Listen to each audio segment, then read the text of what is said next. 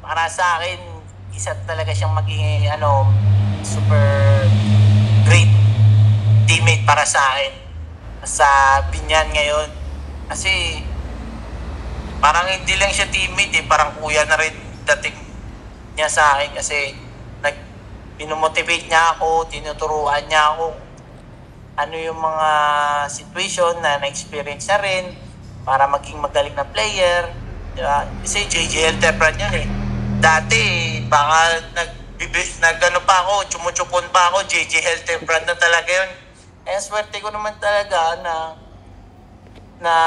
naabutan ko si JJ Helterbrand na naging teammate ko pa. Dati, pinapanood ko lang yun ina-idol ko lang yun. Ngayon, teammate ko na, mentor ko na, isa rin sa inangaan ko.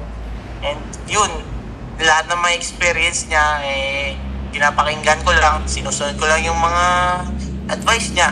And yun din siguro yung blessing din sa akin na ni God para i-prepare ako sa mga malalaking stage pa ng basketball.